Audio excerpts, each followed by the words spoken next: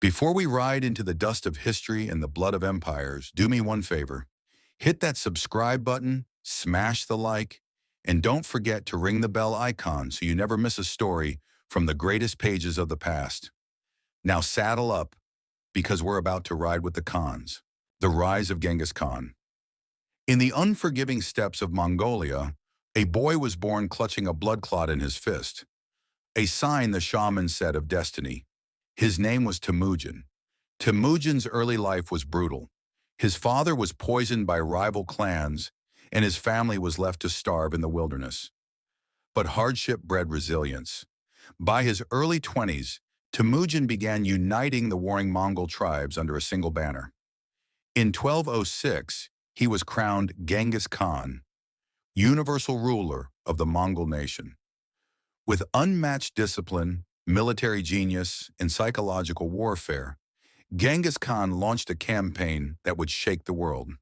He stormed into the lands of the Jin dynasty in northern China, burned the Khwarezmian Empire in Persia to ash, and rode into the heart of Eastern Europe. His armies were swift as arrows and cruel as fire.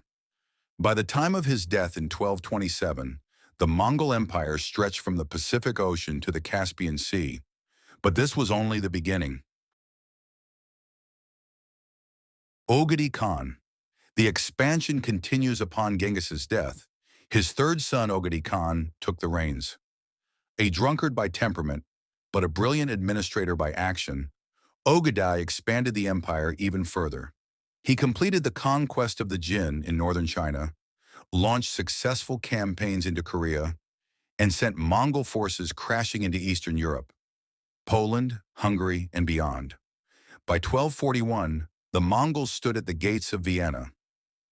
But Ogedei's death halted the invasion. The generals turned back, not from fear, but tradition. A new Khan had to be chosen. Ogedei's legacy was monumental. Cities built, trade routes secured, and a sense of order emerging within the chaos. The struggle for power. Guyuk and Mongke Ogedei's son Guyuk Khan took the throne in 1246 but reigned for only 2 years. His rule was marked by tension and suspicion, especially against the rising Toluid faction, descendants of Genghis's youngest son, Tolui. After Guyuk's mysterious death, the throne eventually passed to Mongke Khan, son of Tolui and grandson of Genghis. Mongke was a visionary and devoutly loyal to the Mongol law, the Yasa. He crushed resistance in China, began the full-scale war against the Song dynasty, and launched a brutal campaign into the Middle East, capturing Baghdad in 1258. But Mongke died during the siege of a Chinese fortress in 1259, plunging the empire into civil war once more. Kublai Khan, Emperor of China. From the smoke of war emerged Kublai Khan, Mongke's younger brother. While his cousin Arik Boke challenged him for supremacy, Kublai defeated him and declared himself Great Khan. But Kublai was more than a conqueror. He was a ruler, a statesman, a builder of empires. He moved the capital to modern-day Beijing and founded the Yuan dynasty, becoming the first non-Han emperor to rule all of China. He embraced Chinese customs, promoted trade along the Silk Road, and welcomed foreigners like Marco Polo into his court. Yet his attempts to invade Japan ended in disaster. Typhoons, the infamous kamikaze, wrecked his fleets. Still, Kublai ruled until 1294, overseeing the empire at its peak, the largest contiguous land empire in human history. The empire splits. The four Khanate. After Kublai's death, the Mongol Empire began to fracture. 1. The Yuan dynasty remained in China. 2. The Ilkhanate ruled Persia and the Middle East. 3. The Chagatai Khanate held Central Asia. 4. And the Golden Horde dominated Russia and Eastern Europe. Each Khanate claimed descent from Genghis, but they warred more with each other than their enemies. In Persia, the Ilkhanate collapsed by the mid-14th century. The Golden Horde, after the Black Death, began to disintegrate. The Chagatai Khanate broke into western and eastern parts, neither with real power.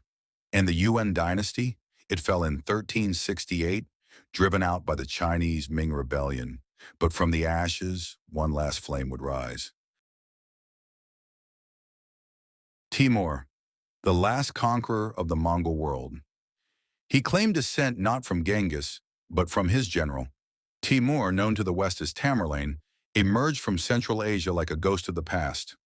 In the late 14th century, he launched a terrifying reign of conquest. His armies sacked Delhi, defeated the Ottoman Empire at Ankara, and left a pyramid of skulls in Baghdad. Timur revived the Mongol dream, but he was no unifier. His empire collapsed quickly after his death in 1405.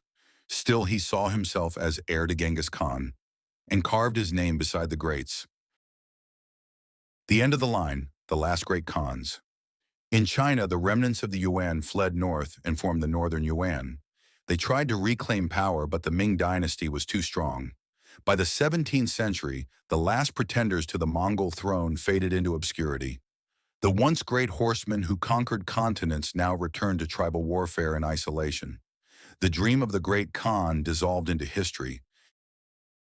From a starving child in the steppes to emperors in palaces and thrones stretching from Korea to Hungary, the Mongol Empire was not just an army, it was a storm, a force of nature. They revolutionized trade, warfare, communication, and terror. And though their empire faded, the legend of the Khans lives on. So tell us in the comments, which Khan impressed you the most? Was it the ruthless Genghis, the scholarly Kublai, or the feared Timur? Don't forget to like, subscribe, and smash the bell so you never miss the next great story.